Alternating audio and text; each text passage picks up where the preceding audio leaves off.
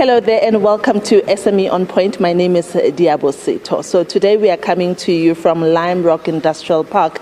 We have decided to visit Lindiwe Sanitary Pads that is run and founded by Lindiwe Sanitary, and she employs nearly 100 people in her business. She's in the business of manufacturing, packaging sanitary pads. Of course, this is an important business when you look at the number of young girls that need sanitary pads. Some of them don't go to school when they are on their monthly cycles, and this business seeks to do just that, to try and solve that problem. As you can see, we are at the packaging warehouse where all the ladies are packaging.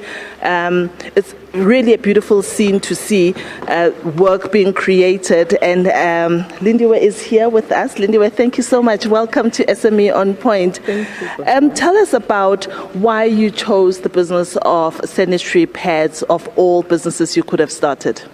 So it wasn't my bright idea. I was just in an event and somebody mentioned that in South Africa we've never had a female president and we don't have a sanitary pads manufacturing company that's owned by a woman. So I said, okay, I'll leave the politics to the politicians and I'll do the business. So that's how Lindiwe Sanitary Pads was there. All of us talk about the difficulties of starting a business. Before we go to the difficulties, what has been a game changer for you? The employment that we have created, and when I see the ladies lighting up, they always light up after payday.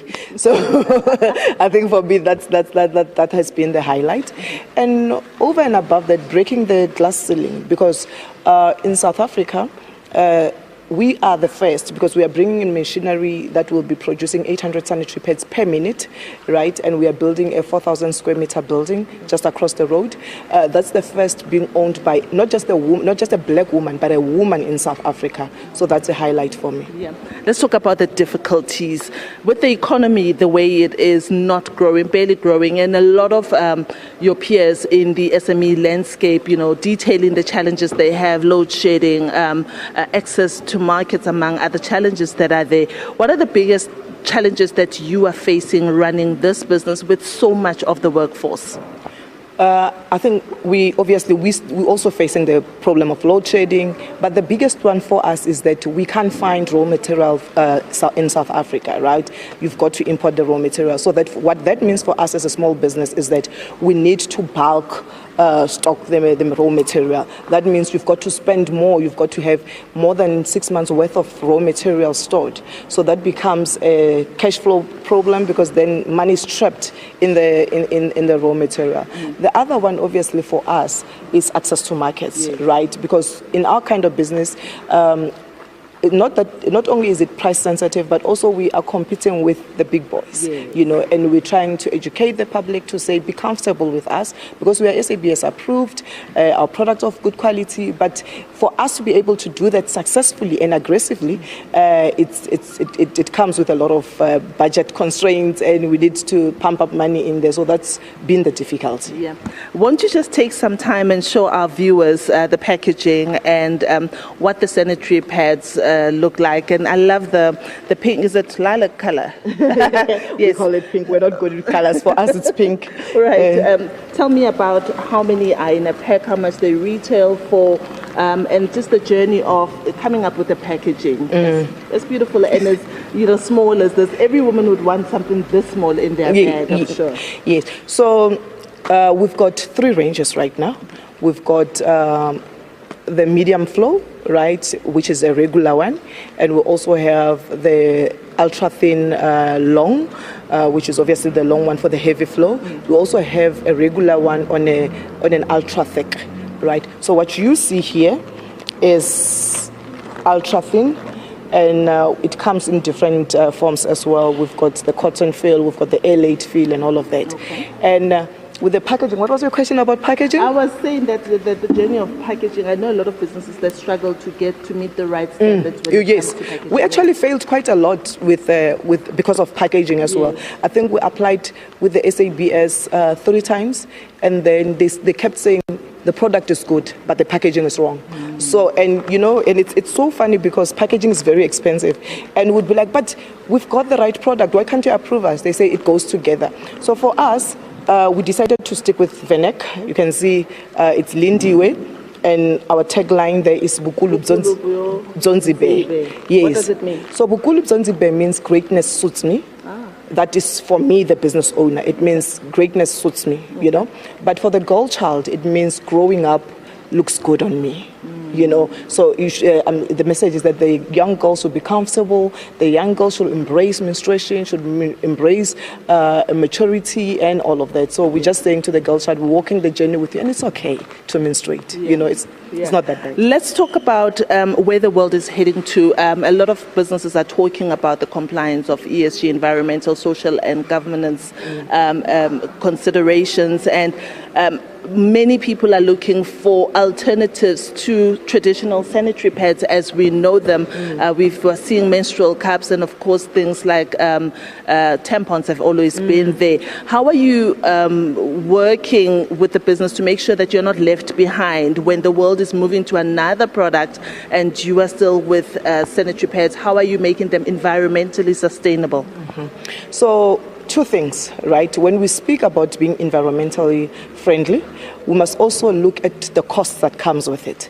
So now in Africa, while the talk is good, the economic situation in South Africa is such that it's not friendly to the girl child, right?